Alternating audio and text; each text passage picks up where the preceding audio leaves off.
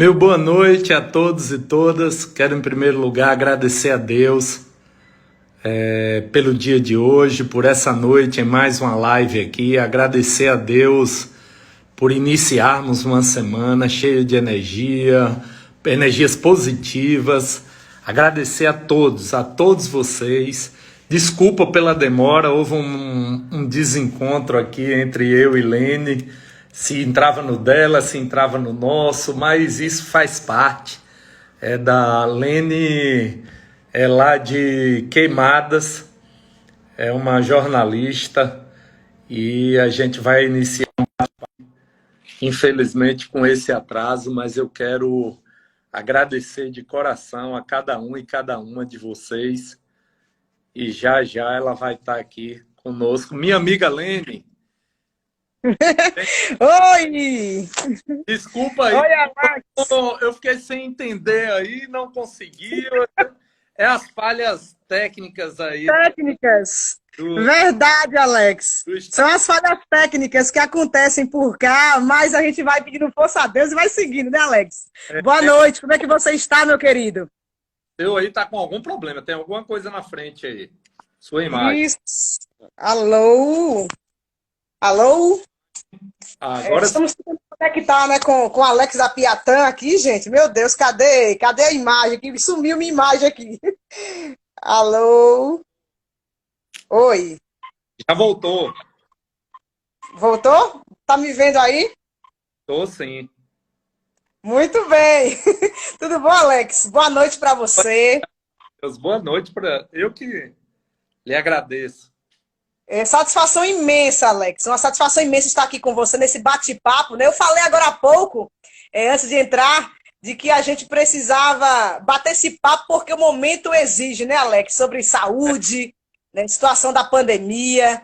E a gente quer trocar com você essas ideias, as experiências do dia a dia. Você que vivenciou também na pele, né, Alex, o coronavírus. Não é fácil passar por esse momento.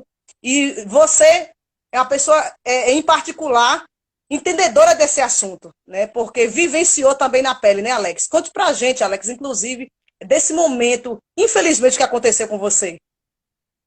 Não, para mim foi tranquilo, viu, Lene? Porque eu fui totalmente assintomático, não senti nada, absolutamente nada. Eu fui fazer o teste porque minha irmã teve criança e para visitá-la precisava fazer o teste. Então eu fiz o teste e acabou dando positivo. Aí, em função disso, fiquei no isolamento, mas não tive nenhum sintoma, foi muito tranquilo. O que é ruim é o isolamento, né? Porque você acaba ficando distante de tudo e de todos, e é muito ruim. Realmente é uma pressão psicológica, você tem que estar bem ali. Mas eu ficava lendo, trabalhando por telefone, conversando com a família, fazendo videoconferência, continuei fazendo minhas lives e por aí vai, superei. Então, acho que esse momento é o momento das pessoas terem muita empatia uma com as outras. Acho que é importante. Eu falei sábado numa live com minha esposa, que a gente faz todo sábado, dizendo Sim. que esse momento não aconteceu à toa.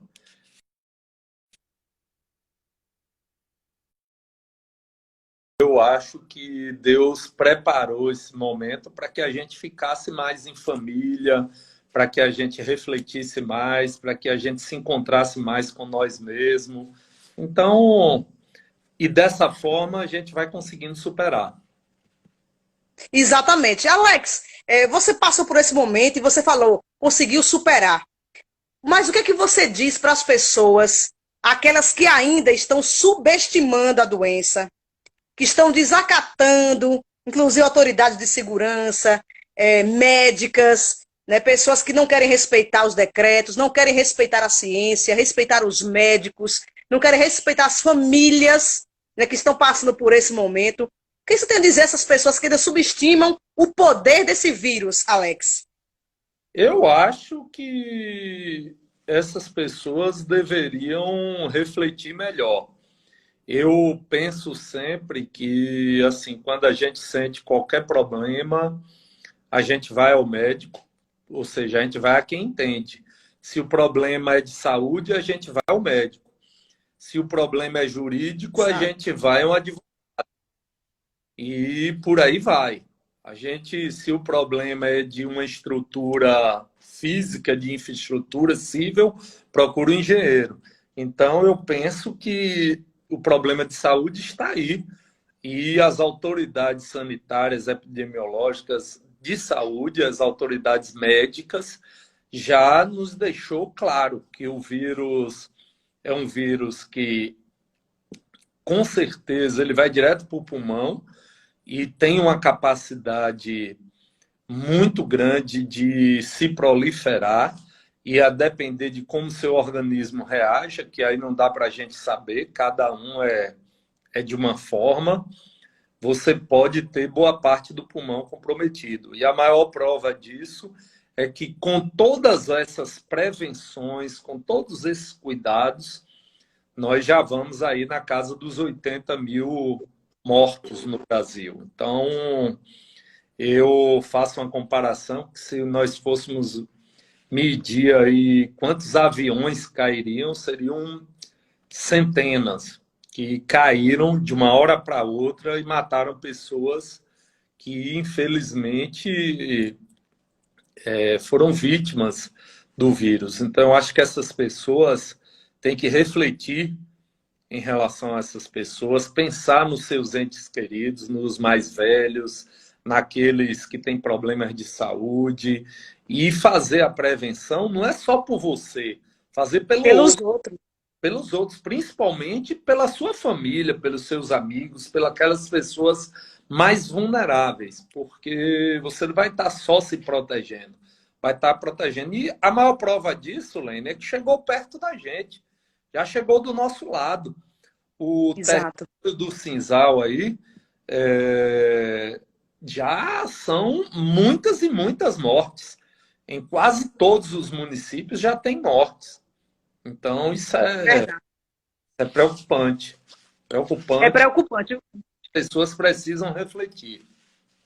É verdade. E você, Alex, que já também já foi secretário de saúde, né, em Coité, você sabe mais do que nunca como é a demanda da saúde, né? A gente sabe que a gente caminha a passos lentos. O Sistema Único de Saúde, que é o maior do mundo, mas não consegue comportar a demanda que é. E agora com o coronavírus, a gente sabe que a situação da demanda triplicou, não só na Bahia, mas no Brasil inteiro, Alex. Como é que você vê o panorama daqui para frente, deputado? Como é que você vê a questão do Covid-19 nos próximos meses, né, até chegar ao final do ano? Como é que você vê a situação do coronavírus agora? Olha, e todos que nos assistem, eu penso o seguinte: nós vivemos, por ser um vírus muito desconhecido, nós no Brasil tivemos uma sorte, que foi termos tido a experiência de outras partes do mundo.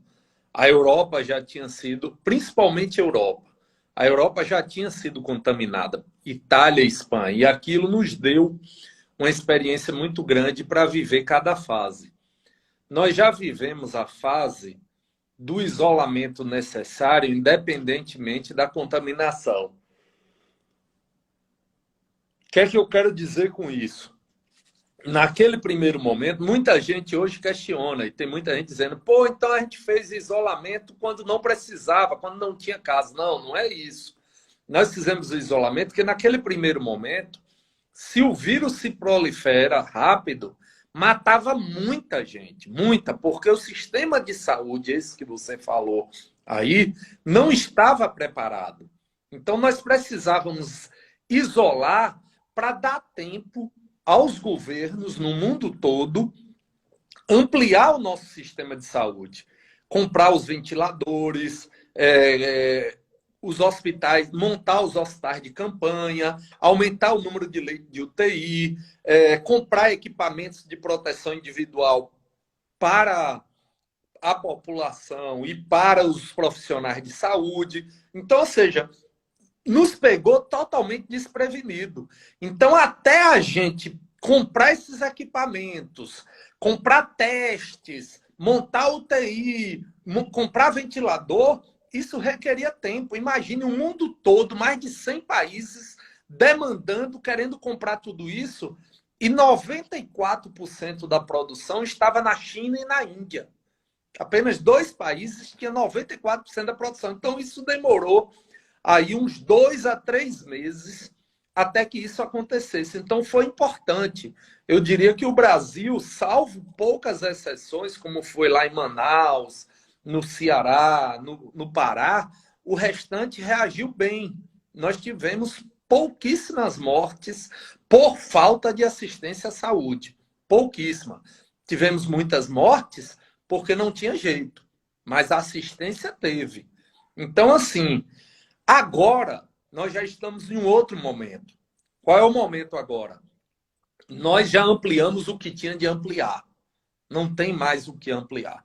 Nós já montamos o máximo de leitos de UTI, já compramos o máximo de testes, continua comprando, o máximo de ventiladores. Então, a gente já está no máximo. Agora se inicia o processo. Mas isso você fala, deputado, por uma questão de limite, que não se tem mais o que gastar, que não tem mais recurso, ou porque, de fato, não há mais necessidade de comprar mais, na sua opinião?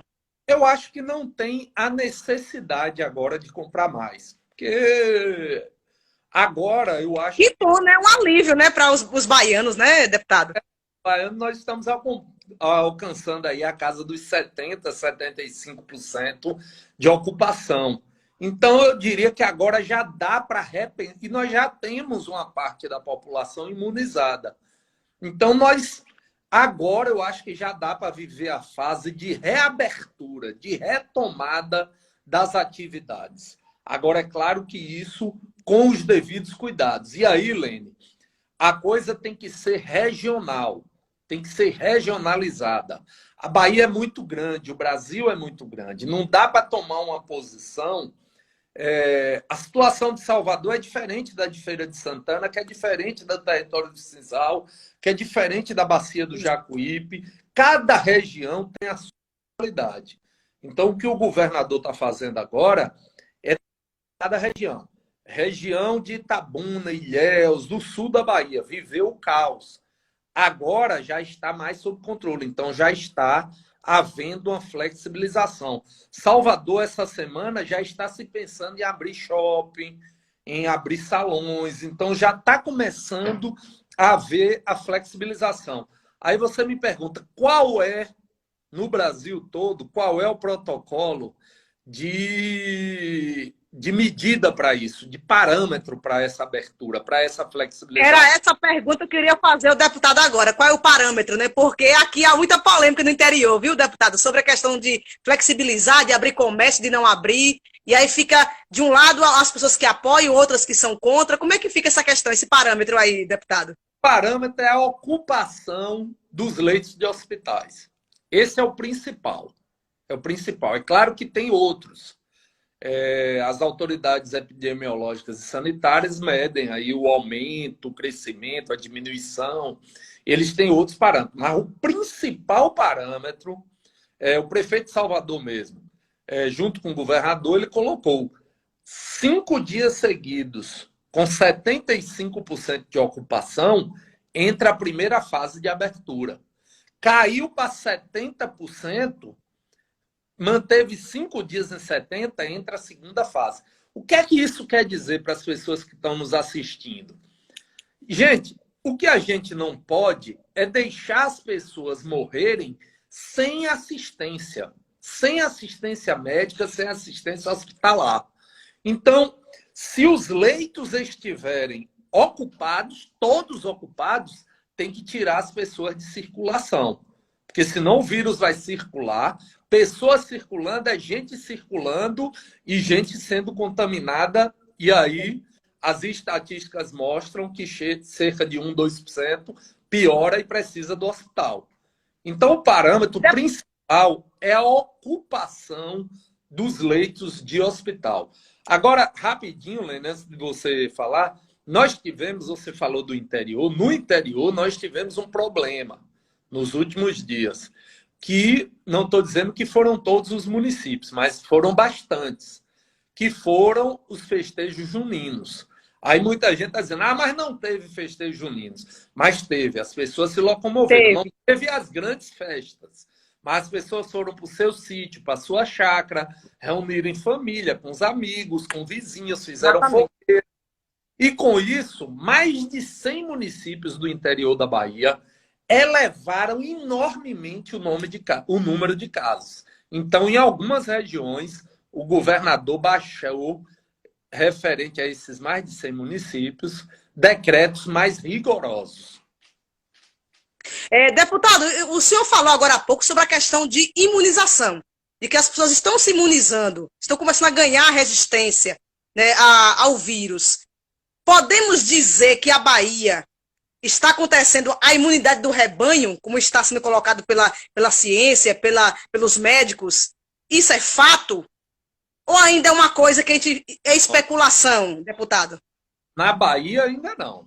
Na Bahia ainda não. Eu ouço dizer, mas isso não foi cientificamente colocado, não foi colocado de forma oficial, mas assim, ontem o Fantástico, inclusive, fez uma reportagem e se indica números de que Manaus seja o primeiro exemplo de imunidade, está conseguindo. de imunidade coletiva. Que é o quê? O que é que isso quer dizer? 60% da população já foi contaminada. Existe não é também comprovado cientificamente, mas existe uma teoria defendida por 99% da classe médica de que o vírus traz a imunidade. Eu mesmo tenho 30 dias aproximadamente que fui testado positivo, não fiz o exame e não apresentou imunidade. Não sei se... Aí também é muita confusão. Tem gente que diz que é com 60 dias, tem gente que diz que a imunidade pode ser referente a algumas células do seu corpo. Aí é tantos estudos, mas assim, a gente não tem, com certeza a Bahia não tem 60% da população já ter sido contaminada. Então, não existe, Helene, possibilidade da Bahia... você mexeu aí no seu vídeo que você não está aparecendo, viu? Agora está aparecendo? Agora tá. Então, não existe essa possibilidade ainda da Bahia ter a imunidade de rebanho. Repito, o que se diz agora, mas não se comprovou ainda, eles estão lá estudando, em breve deve ter alguma posição, é de que Manaus esteja vivendo isso. Eles acham que 60% da população já foi contaminada. Contaminada. Inclusive, foi um dos estados, né, deputado, que teve um número grotesco, né, de casos de Covid e de mortes também, né, deputado? Foi um exemplo assim que deixou o Brasil em pânico. Esse é o preço. Eles podem até alcançar agora a imunidade de rebanho, mas com um preço muito alto. Muito alto. Muitas pessoas que poderiam ter suas vidas salvas acabaram morrendo sem assistência, porque lá o sistema de saúde criou colapso. O que é colapso? Superlotou logo, e muita gente morreu em casa, morreu a caminho, morreu na porta do hospital, morreu em corredor. Muita gente foi enterrada em valas comuns, com centenas de pessoas. Então, infelizmente, o preço lá foi muito, muito caro. O que, graças a Deus, não aconteceu na Bahia. A Bahia, desde o início, teve o controle total da contaminação, exceto algumas regiões, repito, como foi o caso do sul da Bahia por alguns dias, como foi o caso do extremo sul também por alguns dias, mas, no mais, a grande maioria, 90%, a Bahia está sob controle. Deputado, o senhor citou a Bahia, né, e a gestão, né, de Rui, né, na questão do controle ao Covid-19. O senhor, enquanto legislador, como é que está avaliando a postura do governo, do Estado? Como é que está avaliando a questão também de angariar os recursos, né, que vêm para ajudar no Covid-19? Como é que está avaliando a questão da compra dos insumos, de todos os produtos e utilidades que vão ser feitas para o Covid-19, para combatê-lo? Como é que o senhor avalia a gestão de Rui nesse momento e a prática da questão dos respiradores, que houve polêmica também com relação à aquisição deles? Como é que o senhor vê isso, deputado? Conte para a gente. Olha, eu vejo com muita clareza mesmo, e sendo bem objetivo, o governador é muito responsável. Ele trabalha 24 horas, de domingo a domingo, cuidando do máximo de detalhes. Teve muita preocupação, acompanha, e não é à toa que os números na Bahia, graças a Deus, estiveram e estão sob controle.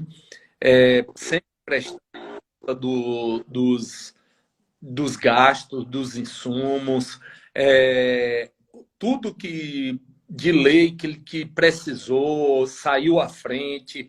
Nós tivemos um pequeno problema com a questão dos respiradores, que não foi um problema somente da Bahia, foi um problema de muitos estados, que você imagina que naquele momento o desespero era muito grande para comprar ventiladores e muitos países correndo, querendo comprar estados, municípios, tudo, e os chineses, que tinham a grande maioria, dizendo manda o dinheiro adiantado, e nisso aparece, não tem jeito, alguns picaretas no meio aí, não tem Os jeito. aproveitadores, né? E a Bahia foi vítima disso, mas o governador foi tão transparente, colocou a Polícia Civil da Bahia, ou seja, colocou a Polícia Baiana para investigar. Quem descobriu toda a picaretagem da questão dos ventiladores foi a Polícia Baiana, a mando do governador Rui Costa. Então, ou seja, é a maior prova e clareza de que ele doa a quem doer, eu quero que investigue, eu quero que traga o dinheiro do povo de volta. Então, o governador foi muito claro, foi muito transparente, foi muito rígido e seguro. Então, assim, eu acho que o governador esqueceu a política, obedeceu 100% à ciência, não olhou se tinha prefeito de um lado ou do outro, de quem quer que seja, como seja, onde botar UTI, onde ampliar. A maior prova é Salvador, que é onde está o gestor, é o maior adversário político do governador, eles são adversários no campo ideológico, político, partidário, mas houve uma união total.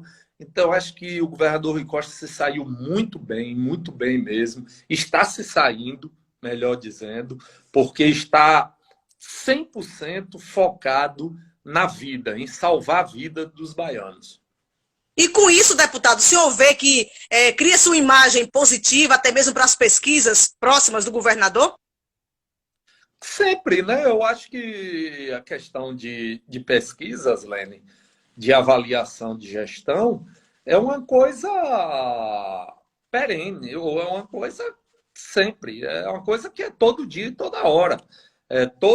Não só o governador, como todos os gestores, prefeitos, presidentes, estão sendo avaliados constantemente. E agora não é diferente. Se o momento é crítico, é um momento de exceção, é um momento de guerra pela saúde das pessoas contra um inimigo letal e invisível, que não tem vacina, que não tem medicamento eficaz.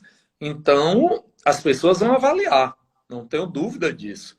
E a prova disso é que o governador vem sendo muito bem avaliado. Aliás, eu diria que os 27 governadores agiram muito bem. Diferente do presidente da República, eles não seguiram em nada as orientações e as recomendações do presidente da República. Pelo contrário, eles seguiram à risca as orientações das autoridades de saúde. Então, o Brasil também teve essa grande vantagem, porque os 27 governadores e a grande maioria dos prefeitos foram responsáveis, seguiram a orientação das autoridades sanitárias. Deputado, já que o senhor citou o presidente, na sua visão, é delicado ou é errôneo se politizar o uso de hidroxicloroquina? Ah, totalmente, rapaz. Não, não tem nenhum sentido. Eu acho absurdo. Eu estava lendo há pouco aqui. Olha, se tem algumas pessoas, isso é normal. Se tem alguns da área de saúde que defende e tem outros que não defendem, mas existe um protocolo para qualquer medicamento passar para que ele possa ter a aprovação daquele uso para aquele determinado fim. E já ficou claro que esse medicamento, para este uso, para este fim, tem efeitos colaterais danosos, altamente danosos. Então, isso está num campo de discussão. Não, jamais deveria uma autoridade de saúde, Lene, uma autoridade de saúde não pode fazer isso. Imagine uma outra autoridade, um presidente da República, que não cabe a ele dizer qual é o medicamento que tem que se usar para esta ou aquela doença. Quem tem que dizer isso são os médicos. E os médicos, quando têm dúvida, eles fazem uma discussão interna com os cientistas dentro de um protocolo até que se decida como se pode usar. E já ficou claro que o caso da cloroquina não se pode usar. Isso está muito claro. Eu perguntei isso ao deputado porque há especulações, deputado, inclusive nas redes sociais, né, que virou um tribunal, né? Virou um tribunal atualmente. As pessoas dizendo: o governador Rui não liberou cloroquina, né, para pacientes na Bahia. E isso até de médicos dizendo isso aqui no estado. Como é que o senhor avalia isso, deputado? Porque cria uma confusão na cabeça dos pacientes. As pessoas ficam achando que é negligência do governador e não distribuir a cloroquina. Outros já pensam o contrário. Como é que fica essa questão, deputado, aqui no estado? Sobre o uso da cloroquina. Não existe isso. Que o governador não tem esse poder de liberar ou não liberar, gente. Não existe isso. Não é o governador, não é o presidente da República, não é o prefeito, não é o deputado, não é nenhuma autoridade política que libera ou não o uso da cloroquina ou qualquer um outro medicamento. Não existe isso. Quem faz isso são as autoridades médicas. E as autoridades médicas faz segundo um protocolo aprovado desde da ciência, Organização Mundial da Saúde, Anvisa, ministérios, secretarias, tudo. A cloroquina tem o seu momento de uso, o seu momento de prescrição.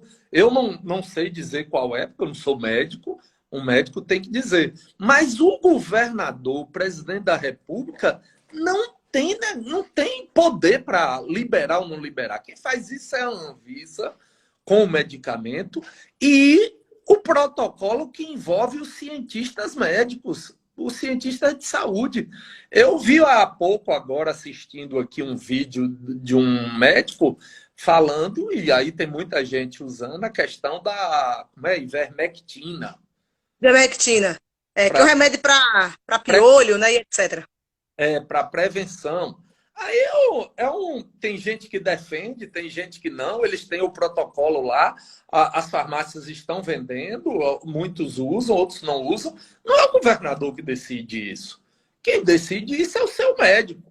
Se o seu médico, se você que está aí, eu não uso nenhum medicamento se o médico não me prescrever.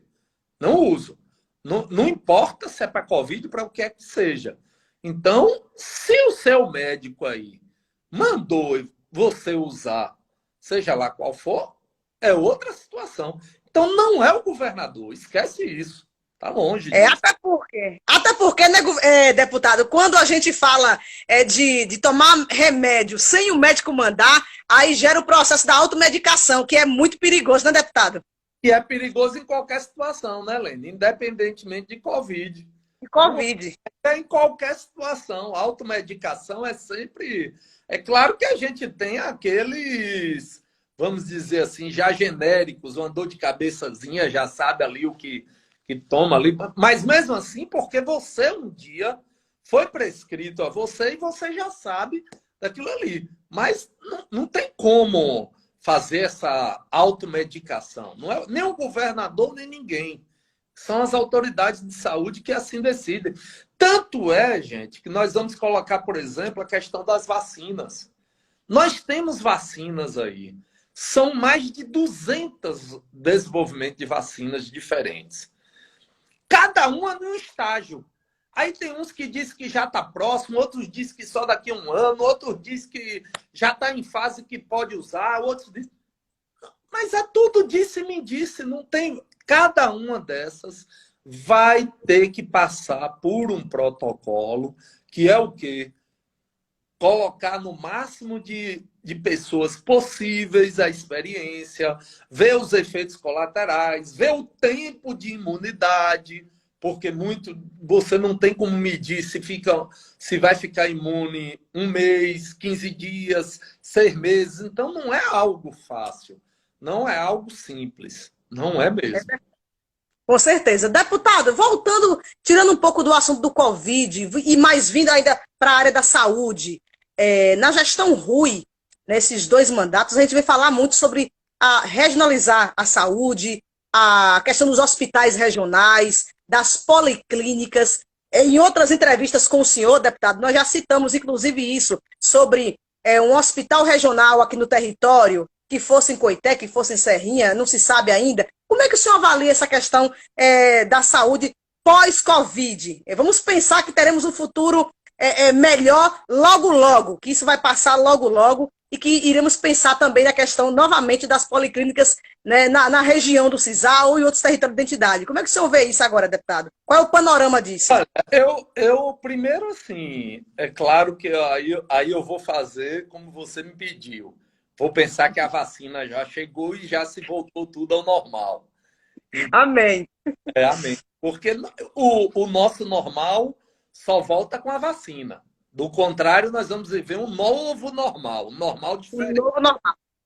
Então, assim, Exato. eu sempre fui, desde o primeiro dia de mandato, aliás, desde o primeiro dia que eu comecei a pré-campanha para deputado no meu primeiro mandato, um defensor da regionalização da saúde. Tenho nenhuma dúvida de que esse é o grande caminho para conseguirmos resultados, resolutividade, essa era a palavra que eu estava procurando, para conseguirmos resolutividade. É claro que não é o único caminho. Nós precisamos fazer algumas prevenções também, mas esse é um dos caminhos importantes, regionalizar, porque não dá para o interior ficar todo dia mandando ambulâncias e mais carros de gente para a feira em Salvador, principalmente para Salvador. Isso é desgastante, isso é muito sofrimento para a população. E nós, graças a Deus, eu fui presidente da Comissão de Saúde, sou membro titular hoje ainda, e defendo muito e milito nessa área. E, graças a Deus, o nosso governador Rui Costa tem feito isso. Agora, é claro, as pessoas devem estar se perguntando aí, sim, deputado, mas a gente ainda vê muita gente se deslocar, muita gente... Pô, não dá para fazer tudo de uma vez. Não dá. Mas, assim, inúmeros hospitais já foram abertos, hospitais de alta complexidade. Nós estamos agora para... Já foi inaugurado a ampliação do Clériston, nós temos o Hospital do Cacau, nós temos o Valadares lá em Jiquié, que se aumentou muito, em Juazeiro, em Vitória da Conquista, em Ilhéus, lá em Teixeira, em Eunápolis, em Porto Seguro. Então, em Ribeira do Pombal está se fazendo. Isso eu estou falando de rede hospitalar. De média complexidade, que são os exames e as consultas com especialistas, as policlínicas. Mais de 20 policlínicas. No nosso território aí, o território do Cisal, vai ser em Serrinha. Já foi autorizada, já foi licitada, vai acontecer. Vai acontecer. O governador quer inaugurar ainda neste mandato dele. Então, assim, está melhorando. Eu vou dar um exemplo aí, bem claro, para o território do Cisal. Para o território do Cisal, onde você reside, Lene. Ortopedia. quebrava um dedo, um braço, uma perna, qualquer coisa, tinha que correr Feira de Salvador. Não tínhamos Feira de Salvador, é. aí. Hoje nós já temos no Hospital Português em Conceição do Coité, ortopedia, atendendo toda a região aí. No Hospital Português em Euclides da Cunha também, atendendo toda a região. Cirurgias gerais de hérnia, vesícula e tantas outras que Também já acontece. ficava na fila, tinha que correr, muitos esperavam, estrangulava, tinha que ir para a Feira Salvador. Hoje faz tudo aí na região, inclusive no Hospital Português também é regionalizado e zerou a fila. Zerou. Não tem fila. Se você precisar hoje, é claro que agora não, estou falando em condições normais, repito. Agora está suspenso em função do Covid. O risco de contaminação é muito alto. Então, muitos desses procedimentos estão sendo evitados. Mas em condições normais, está com os exames prontos, com 8, 15 dias já faz, não tem mais fila. Então, assim, avançou. Precisamos avançar mais? Precisamos. Ainda precisa da policlínica, ainda precisa de UTI em mais regiões. Você precisa dar outros passos. Mas eu acho que aos poucos a gente vai conquistando isso e pode ter certeza absoluta. A regionalização da saúde caminhou fortemente e hoje muitos que estão nos ouvindo aqui, que vai nos ouvir, vai nos assistir, ou conhece alguém, ou tem um familiar, ou ele mesmo fez uma cirurgia aí mesmo na região, no Hospital Português, quando antes tinha que se deslocar. Também teve parentes ou alguém que teve que se deslocar para ir fazer em Feira, Salvador. Agora, é claro que casos muito complexos nós não estamos alcançando ainda. Mas eu acho que aos poucos a gente chega lá. Deputado, e dentro desse assunto, para poder se fazer todo esse projeto, a gente precisa de recurso. O governador do estado, o senhor que também é da Comissão de Saúde, pode falar disso também, para chegar esse recurso para fazer tudo isso numa Bahia que é geograficamente enorme, né? Como é que se faz? Se recorre à iniciativa privada também para pedir ajuda? Se espera a boa vontade do governo federal mandar recurso? Como é que está hoje a questão de verba do Ministério da Saúde para com a Bahia, governador? Lene, deixa eu te dizer. Deputado, perdão. Não é fácil. Não é fácil. O que eu defendo, e o governador também já tem esse entendimento, e o nosso secretário de Saúde, Fábio, também, é de que o processo de regionalização, ele também vai, com o passar do tempo, melhorar o uso dos nossos recursos. Porque saúde é caro, saúde não é barato. Eu vou te dar um exemplo mesmo todos esses procedimentos que nunca se fez na região e que hoje se faz no Hospital Português. O governo do estado da Bahia investe em cerca de 10, 11 milhões de reais todo ano nos 2 hospitais, em Conceição do Coité Português, para atender a região toda. O que nós temos de grande problema é o desperdício do dinheiro público na saúde. Principalmente, de que forma? Se você pegar os hospitais nas cidades, nós temos hospitais em Queimadas, Retirolândia, Santa Luz, por aí vai, em todas as cidades. Quando você vai olhar, cada hospital daquele está gastando 300, 400, 500 mil reais por mês e resolvendo quase nada, resolvendo muito pouco. Como é que funciona? Eu quero dar o exemplo para que as pessoas comecem a tomar essa consciência. Como é que funciona, por exemplo, na Europa, na Alemanha? Alemanha, que é um grande exemplo de país de primeiro mundo, de saúde de ponta. Como é que funciona lá? Lá os municípios se juntam e tem um grande hospital bem localizado naquela região para atender tudo. Com UTI, com cirurgia de tudo, especialista de tudo. Eles concentram em um só hospital para atender todos aqueles municípios em consórcio. Não tem em cada município pequeno um hospital. Porque você acaba pegando... Eu vou te dar um exemplo que o governador... É o que está faltando, deputado, o consórcio da saúde no território? Também.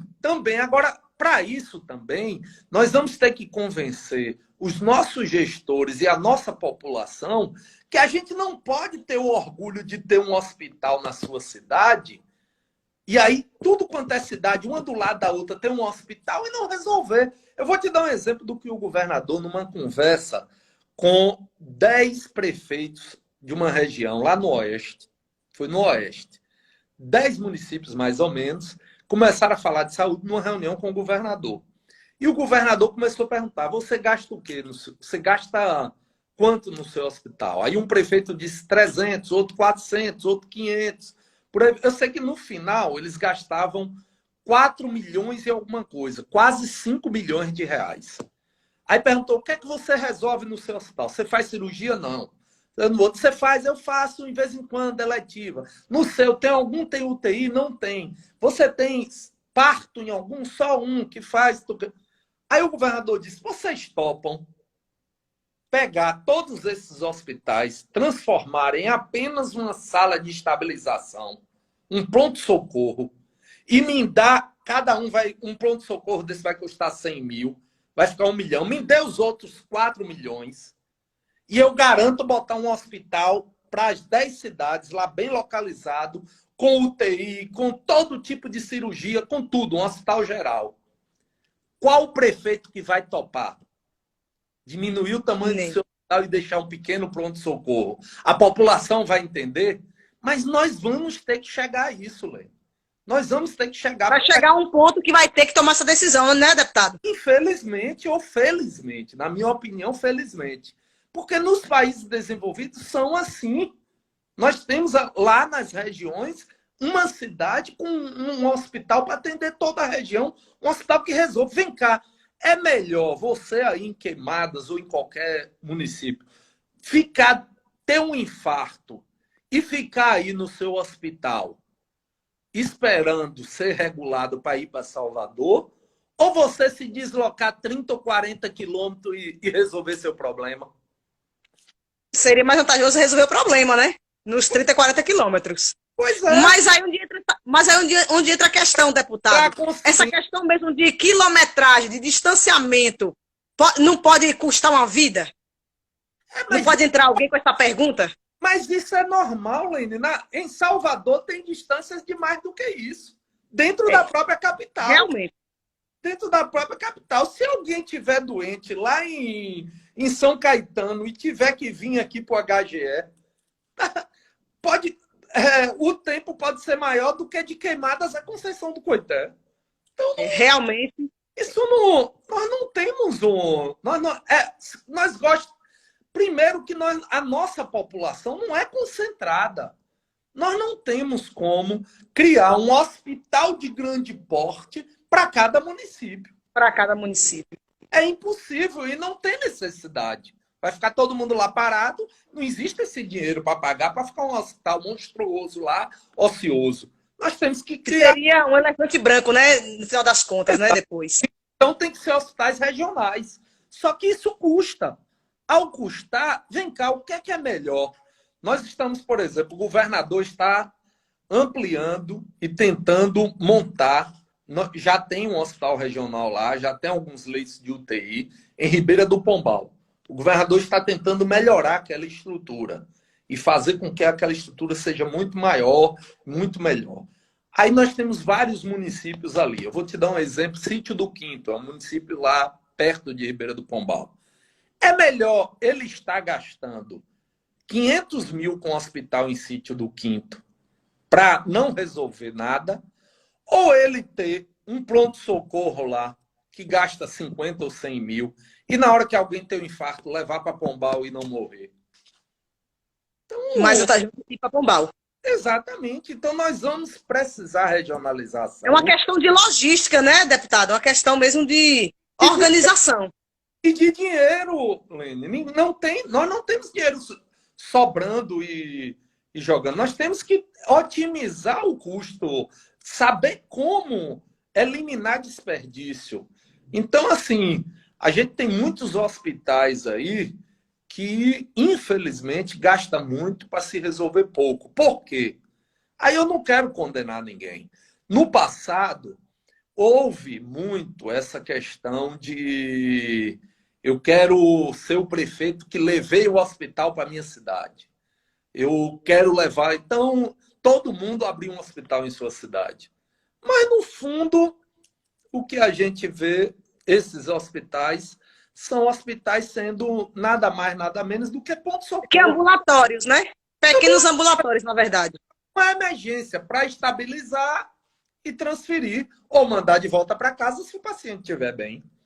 Então, Deputado, o senhor citou a questão da regulação, e eu me recordo que o ano retrasado eu tive uma entrevista com o senhor em Valente, e a gente citou a questão da regulação.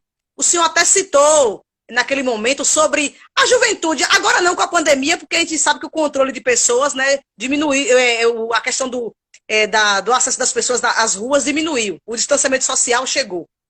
Mas já vivemos momentos aqui dos fins de semana de ser 10, 15, 20 ou 30 jovens da região com perna quebrada, não só jovens, mas também adultos, etc. Para Salvador, para poder resolver o problema e ficar esperando a regulação. O senhor é um defensor da regulação, das centrais de regulação do estado da Bahia? Ou o senhor acha que precisa melhorar? Ou elas precisam ser extintas? Como é que o senhor vê a regulação? Conte para a gente, porque tem muita gente com dúvida ainda sobre a regulação. Que a pessoa fica lá na fila esperando e às vezes até morre esperando essa regulação ser chamada. a regulação não tem jeito, ela tem que existir. Não dá para chegar todo mundo a todo e todo jeito em qualquer hospital. Ela tem que existir. Que precisa melhorar do ponto de vista de... Até um dia desse era fax, pô. Então era um absurdo isso. Não tem como. Agora já botaram. Uma era digital, Então, o governador já construiu uma central, inaugurou agora, recentemente, ou está inaugurando, salvo engano. Então, está melhorando. Já se contratou novos, o mesmo que fez em São Paulo, que funciona muito bem, veio montar aqui também. Agora, o que nós precisamos é eliminar, ou pelo menos diminuir, que eliminar é impossível, mas diminuir algumas causas que levam à regulação não conseguir a vaga. Esse é o problema. E aí, Quais são essas causas, deputado?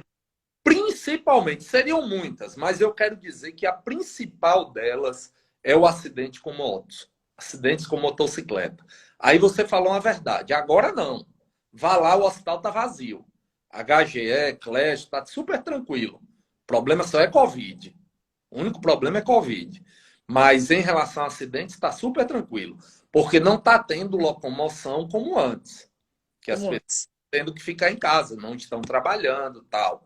Mas em tempos normais, é absurdo.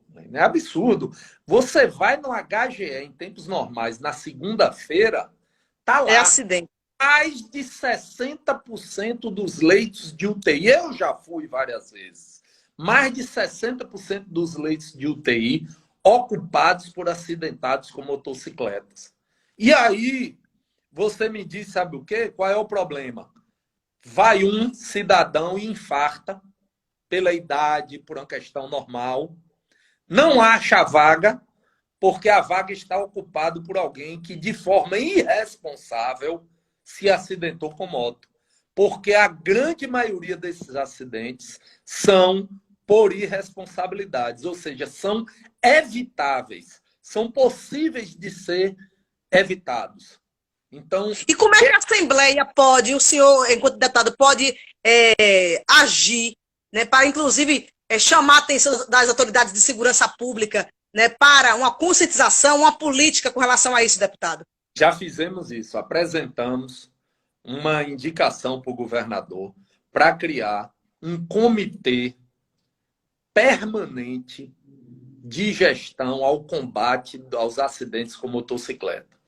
O governador, graças a Deus, nos atendeu e criou esse comitê. Ele baixou um decreto criando esse comitê, onde o secretário de Saúde, Fábio Vilas Boas, é o coordenador desse comitê.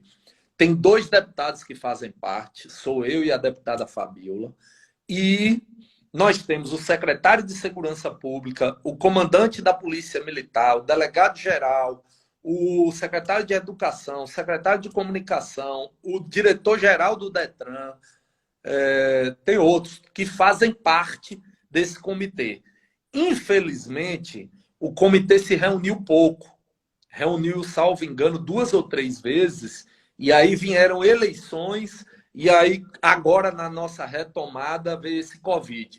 Mas aí está na nossa pauta, e nós queremos, Lene, urgentemente, assim que voltarmos ao normal, assim que essa vacina, com fé em Deus, chegar, nós queremos colocar esse comitê em prática, fazer com que... inclusive também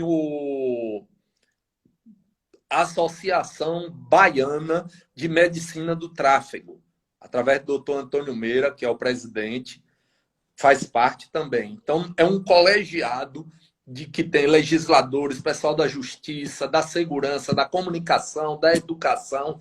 Nós queremos montar uma grande campanha permanente, que vá desde da conscientização até a campanha ostensiva também. Ou seja, punir também quem não obedecer. Então, a gente quer fazer algo muito grande, o governador está muito focado nisso, e eu tenho certeza, já falei muito isso com o governador, que se nós conseguirmos reduzir o número de acidentes com motocicletas na Bahia, tenha certeza de uma coisa, Lene, vai sobrar vaga nos hospitais. Vai sobrar vagas. Nós vamos ter... acaba o problema da regulação. Tenha certeza disso. Eu vou te dar um exemplo. Criança hoje, praticamente nós não temos. Problema pediátrico quase que conseguiu resolver. Por quê? Porque é uma área onde se a prevenção trabalhou muito e hoje você vê mortalidade muito pouca e número de acidentes muito pouco. Então, muitos leitos já foram fechados, inclusive, e transformados em leitos adultos. Aí nós temos, não é? Você me diz, Alex, é só acidente com moto? Esse é o principal. Eu diria que resolve 90% do problema. Agora nós temos outros problemas. A diabetes é um problema sério. Nós temos que ter um controle muito maior na atenção básica da diabetes, porque ainda é uma causa muito grande também. O tabagismo também pode se encaixar nisso também, deputado?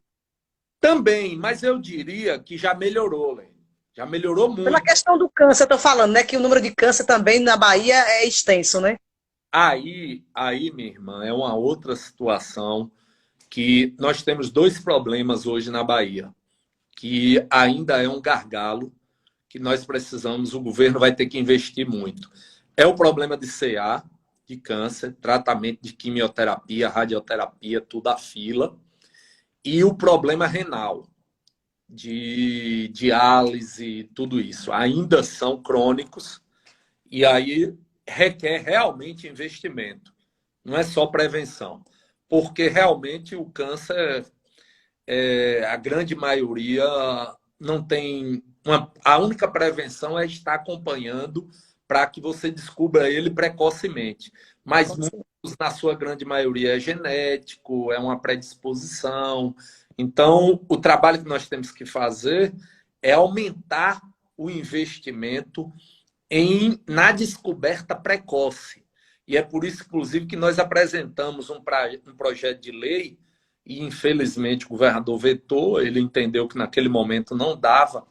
E depois o vice-presidente Mourão, o nosso projeto era que em 72 horas, qualquer procedimento para paciente oncológico, paciente com câncer, fosse atendido em no máximo 72 horas. Porque se fica na fila, qual era o meu entendimento? Eu acho que eu não fui bem entendido. Eu brinco até hoje dizendo isso, mas é uma brincadeira séria. O grande problema é que, assim, se alguém está na fila para uma ressonância no joelho e chega alguém atrás para uma ressonância de um tumor, seja onde for, eu acho que tem que cortar a fila. Porque o cara não vai morrer se não tiver ressonância do joelho. E a ressonância do tumor, o tumor vai evoluir e quando chegar a vez dele, já era, não vai conseguir mais a cura. E esse é o grande problema. Nós não conseguimos a descoberta e o tratamento precoce dos pacientes com CA. Aí eu acho que necessita de investimento e desse procedimento. Foi quando o vice-presidente Mourão, em uma dessas viagens do presidente, ele baixou um decreto obrigando o SUS, Sistema Único de Saúde no Brasil, a fazer em no máximo 30 dias. 30 dias. Hoje é lei. Pouca gente sabe, mas é lei. Em no máximo 30 dias você tem o direito já de iniciar o tratamento. Porque ele percebeu que muita gente morre porque demora para iniciar o tratamento. Esse é o problema. Que é primordial, né, para a cura, né, posterior, né, deputado? Então, deixa eu lhe dizer, eu não estou sendo mal educado com você. Mas nós tratamos um pouco e eu tenho uma live agora às 20 horas. Pronto. E aqui no Instagram é 1 hora, a gente só tem 4 minutos. 3, só tem. Aí cai e já era. Já era. E desculpa, seu papo é muito bom, é super legal. E eu vou pedir a Valdemir. Valdemir, você vai ter que marcar um outro papo com o Lene. Agora, o próximo, a gente vai fazer no Facebook, porque no Facebook a gente pode ficar quanto tempo a gente quiser. Porque 1 hora não dá para nada, pô. Um papo não bom. Não dá para nada. Voou aqui, deputado. Falar com as pessoas, ó. Centenas de mensagens aqui, a gente não conseguiu ler uma. Não consegue ler uma, justamente. São perguntas das pessoas aí, dos internautas. Verdade, deputado. Eu quero agradecê-lo. Mil desculpas. Não, eu compreendo perfeitamente. Sei da sua agenda, que é muito corrida, né, com muitas lives, inclusive, para falar com as pessoas. Eu lhe agradecer imensamente, deputado, dizer que Queimadas tem um grande carinho por você, né, pela pessoa, o ser humano Alex, né, o profissional Alex, e pelo exemplo também de pai, de esposo, de pessoa humana que Vossa Senhoria é. Um grande abraço, muito obrigado por essa atenção, viu, deputado? Eu que lhe agradeço de coração. Desculpas novamente no início. Sem problema. Agradecer a todos que nos acompanham aqui, que vão nos acompanhar depois, que vai ficar no Instagram, e a gente vai gravar e botar no Facebook. Mas eu prometo que a gente volta em uma outra live no Facebook para bater esse papo muito bom. Eu quero agradecer de coração, em especial também a todos os queimadenses, que eu tenho um carinho especial por essa terra, viu? Um abraço, Lene. Deus te abençoe, minha irmã. Um abraço. Se cuida. Um abraço para a primeira-dama. Deus abençoe. Tchau, tchau.